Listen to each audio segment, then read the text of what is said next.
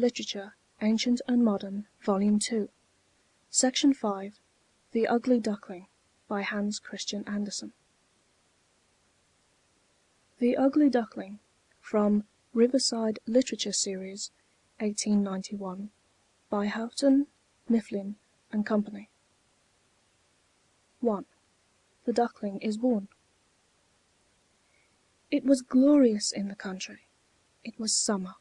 The cornfields were yellow, the oats were green, the hay had been put up in stacks in the green meadows, and the stork went about on his long red legs, and chattered Egyptian, for this was the language he had learned from his mother. All around the fields and meadows were great woods, and in the midst of these woods deep lakes. Yes, it was right glorious in the country. In the midst of the sunshine there lay an old farm, with deep canals about it, and from the wall down to the water grew great burdocks, so high that little children could stand upright under the tallest of them. It was just as wild there as in the deepest wood, and here sat a duck upon her nest. She had to hatch her ducklings, but she was almost tired out before the little ones came, and she seldom had visitors. The other ducks liked better to swim about in the canals than to run up to sit under a burdock and gabble with her. At last one egg-shell after another burst open. "Pip, pip!" each cried, and in all the eggs there were little things that stuck out their heads. "Quack, quack!" said the duck, and they all came quacking out as fast as they could, looking all around them under the green leaves, and the mother let them look as much as they liked, for green is good for the eye. "How wide the world is!" said all the young ones, for they certainly had much more room now than when they were inside the eggs. "D'ye think this is all the world," said the mother, "that stretches far across the other side of the garden, quite into the parson's field? But I have never been there yet. I hope you are all together." And she stood up. "No, I have not all. The largest egg still lies there. How long is that to last? I am really tired of it." And so she sat down again. "Well, how goes it?" asked an old duck who had come to pay her a visit. "It lasts a long time with this one egg," said the duck who sat there. "It will not open. Now, only look at the others. They are the prettiest little ducks I ever saw. They are all like their father. The rogue, he never comes to see me." "Let me see the egg which will not burst," said the old duck. "You may be sure it is a turkey's egg. I was once cheated in that way, and had much care and trouble with the young ones, for they are afraid of the water. Must I say it to you? I could not make them go in. I quacked and I clacked, but it was no use. Let me see the egg. Yes, that's a turkey's egg. Let it lie there, and do you teach the other children to swim." "I think I will sit on it a little longer," said the duck. "I've sat so long now that I can sit a few days more." "Just as you please," said the old duck, and she went away. At last the great egg burst. "Pip, pip!" said the little one, and crept forth. He was so big and ugly. The duck looked at him. "It's a very large duckling," said she. "None of the others looks like that. It really must be a turkey chick. Well, we shall soon find out. Into the water shall he go, even if I have to push him in." 2. How the Duckling was treated at home. The next day it was bright, beautiful weather. The sun shone on all the green burdocks. The mother duck, with all her family, went down to the canal. Splash! She jumped into the water. "Quack, quack!" she said, and one duckling after another plumped in. The water closed over their heads, but they came up in an instant, and swam off finely. Their legs went of themselves, and they were all in the water. Even the ugly grey duckling swam with them. "No, it's not a turkey," said she. "Look how well he uses his legs, how straight he holds himself. It is my own child. On the whole he's quite pretty, when one looks at him rightly. Quack, quack! Come now with me, and I'll lead you out into the world, and present you in the duck-yard. But keep close to me all the time, so that no one may tread on you, and look out for the cats." And so they came into the duck-yard. There was a terrible row going on in there, for two families were fighting about an eel's head, and so the cat got it. "See, that's the way it goes in the world," said the mother duck, and she wetted her beak, for she too wanted the eel's head. "Only use your legs," she said. "See that you can bustle about, and bend your necks before the old duck yonder. She's the grandest of all here. She's of Spanish blood. That's why she's so fat. And do you see? She has a red rag around her leg. That's something very, very fine, and the greatest mark of honor a duck can have. It means that one does not want to lose her, and that she's known by the animals and by men too. Hurry, hurry! Don't turn in your toes. A well-brought-up duck turns its toes quite out, just like father and mother. So! Now bend your necks and say 'Quack!'" And they did so. But the other ducks round about looked at them, and said quite boldly, "Look there! Now we're to have this crowd too, as if there were not enough of us already. And, fie! How that duckling yonder looks! We won't stand that." And at once one duck flew at him, and bit him in the neck. "Let him alone," said the mother. "He's not doing anything to any one." "Yes, but he's too large and odd," said the duck who had bitten him, "and so he must be put down." "Those are pretty children the mother has," said the old duck with the rag round her leg. "They're all pretty but that one. That is rather unlucky. I wish she could have that one over again." "That cannot be done, my lady," said the mother duck. "He is not pretty, but he has a really good temper, and swims as well as any of the others. Yes, I may even say it, a little better. I think he will grow up pretty. Perhaps in time he will grow a little smaller. He lay too long in the egg, and therefore he has not quite the right shape." And she pinched him in the neck, and smoothed his feathers. "Besides, he is a drake," she said, "and so it does not matter much. I think he will be very strong. He makes his way already." "The other ducklings are graceful enough," said the old duck. "Make yourself at home, and if you find an eel's head, you may bring it to me." And now they were at home, but the poor duckling who had crept last out of the egg, and looked so ugly, was bitten and pushed and made fun of, as much by the ducks as by the chickens. "He is too big," they all said. And the turkey-cock, who had been born with spurs, and so thought he was an emperor, blew himself up like a ship in full sail, and bore straight down upon him. Then he gobbled and grew quite red in the face. The poor duckling did not know where he dared stand or walk. He was quite unhappy because he looked ugly, and was the sport of the whole duck-yard. So it went on the first day, and then it grew worse and worse. The poor duckling was hunted about by every one.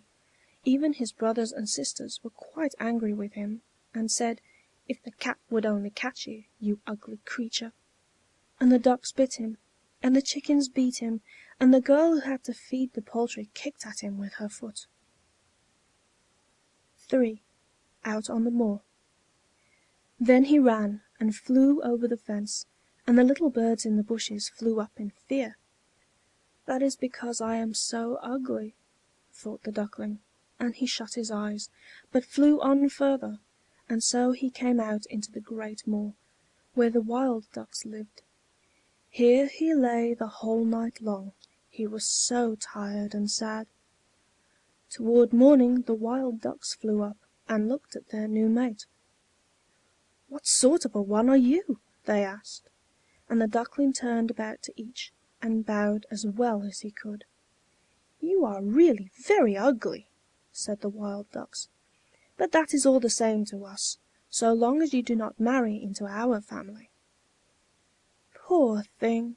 He certainly did not think of marrying, and only dared ask leave to lie among the reeds and drink some of the swamp water. There he lay 2 whole days, then came thither 2 wild geese, or, more truly, 2 wild ganders. It was not long since each had crept out of an egg, and that's why they were so saucy.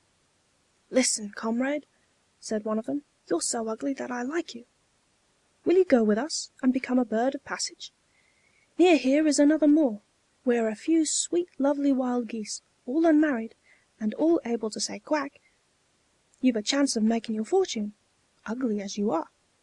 Piff, paff, sounded through the air, and both the ganders fell down dead in the reeds, and the water became blood red.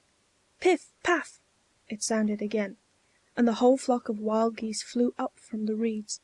And then there was another report. A great hunt was going on. The gunners lay around in the moor, and some were even sitting up in the branches of the trees, which spread far over the reeds. The blue smoke rose like clouds in among the dark trees, and hung over the water. And the hunting dogs came, splash, splash, into the mud, and the rushes and reeds bent down on every side. That was a fright for the poor duckling. He turned his head to put it under his wing, and at that very moment a frightful great dog stood close by the duckling. His tongue hung far out of his mouth, and his eyes glared horribly. He put his nose close to the duckling, showed his sharp teeth, and splash, splash, on he went without seizing it. "Oh, heaven be thanked!" sighed the duckling. "I am so ugly that even the dog does not like to bite me." And so he lay quite quiet, while the shots rattled through the reeds, and gun after gun was fired. At last, late in the day, all was still, but the poor little thing did not dare to rise up. He waited several hours still before he looked around, and then hurried away out of the moor as fast as he could. He ran on over field and meadow. There was a storm, so that he had hard work to get away. 4. In the peasant's hut. Towards evening the duckling came to a peasant's poor little hut. It was so tumbled down that it did not itself know on which side it should fall, and that's why it stood up. The storm whistled around the duckling in such a way that he had to sit down to keep from blowing away. And the wind blew worse and worse. Then he noticed that one of the hinges of the door had given way, and the door hung so slanting that he could slip through the crack into the room, and that is what he did. Here lived an old woman with her cat and her hen, and the cat, whom she called Sunny, could arch his back and purr. He could even give out sparks, but for that one had to stroke his fur the wrong way. The hen had quite small, short legs, and therefore she was called Chickabiddy Shortshanks. She laid good eggs, and the woman loved her as her own child. In the morning they noticed at once the strange duckling, and the cat began to purr, and the hen to cluck. "What's this?" said the woman, and looked all around, but she could not see well, and therefore she thought the duckling was a fat duck that had strayed. "This is a rare prize," she said. "Now I shall have duck's eggs. I hope it's not a drake. We must try that." And so the duckling was taken on trial for 3 weeks, but no eggs came, and the cat was master of the house, and the hen was the lady, and always said "we and the world," for they thought they were half the world, and by far the better half. It seemed to the duckling that one might have another mind, but the hen would not allow it. "Can you lay eggs?" No. Then will you hold your tongue? And the cat said, Can you curve your back and purr and give out sparks? No. Then you will please have no opinion of your own when sensible folks are speaking. And the Duckling sat in a corner, and was in low spirits. Then he began to think of the fresh air and the sunshine, and he was seized with such a strange longing to swim on the water, that he could not help telling the hen of it. "What are you thinking of?" cried the hen. "You have nothing to do, that's why you have these fancies. Lay eggs, or purr, and they will pass over." "But it is so charming to swim in the water," said the Duckling. "So nice to feel it go over one's head, and to dive down to the bottom." "Yes, that's a fine thing, truly," said the hen. "You are clean gone crazy. Ask the cat about it. He's the cleverest thing I know. Ask him if he likes to swim in the water, or to dive down. I won't speak about myself. Ask our mistress herself, the old woman. No one in the world knows more than she. Do you think she wants to swim, and let the water close above her head?" "You don't understand me," said the Duckling. "We don't understand you! Then pray who is to understand you? You surely don't pretend to be cleverer than the cat and the woman. I won't say anything of myself. Don't make a fool of yourself, child, and thank your Maker for all the good you have. Are you not come into a warm room? And have you not folks about you from whom you can learn something? But you are a goose, and it is not pleasant to have you about. You may believe me, I speak for your good. I tell you things you won't like, and by that one may always know one's true friends.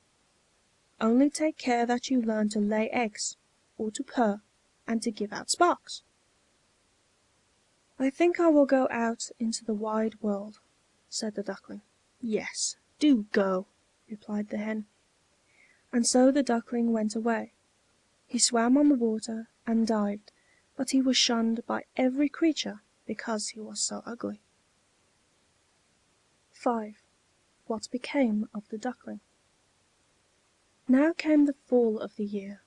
The leaves in the wood turned yellow and brown. The wind caught them so that they danced about, and up in the air it was very cold. The clouds hung low, heavy with hail and snowflakes, and on the fence stood the raven, crying "Croak! Croak!" for mere cold. Yes, one could freeze fast if one thought about it. The poor little Duckling certainly had not a good time. One evening, the sun was just going down in fine style. There came a whole flock of great handsome birds out of the bushes. They were shining white, with long supple necks. They were swans.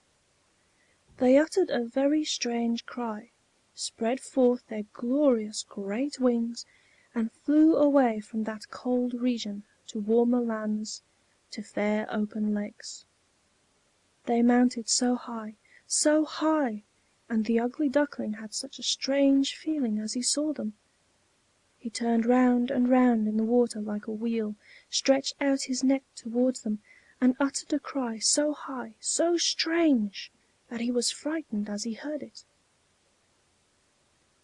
Oh, he could not forget those beautiful, happy birds, and as soon as he could see them no longer, he dived down to the very bottom, and when he came up again, he was quite beside himself. He did not know what the birds were, nor where they were flying to, but he loved them more than he had ever loved any one. He did not envy them at all. How could he think of wishing to have such loveliness as they had? He would have been glad if only the ducks would have let him be among them, the poor, ugly creature.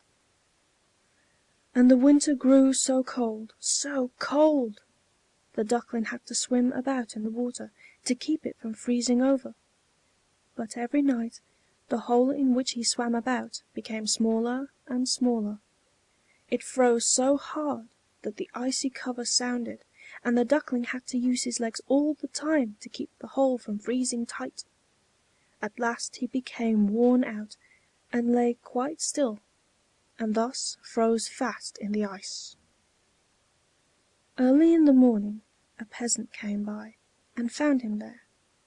He took his wooden shoe, broke the ice to pieces, and carried the Duckling home to his wife.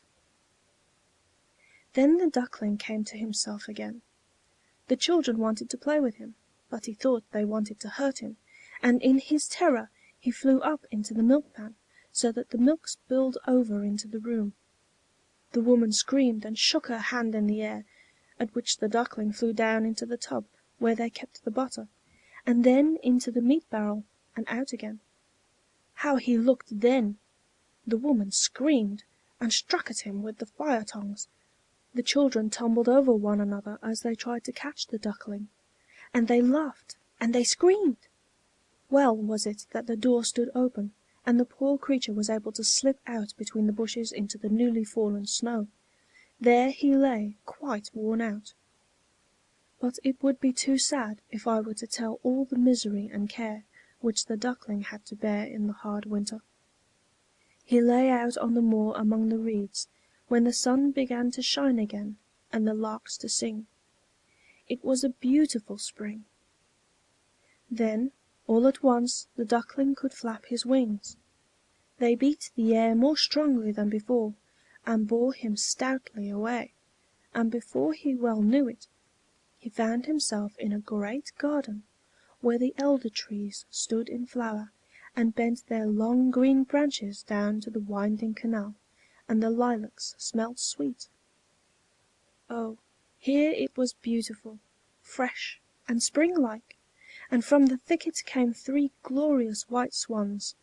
They rustled their wings and sat lightly on the water.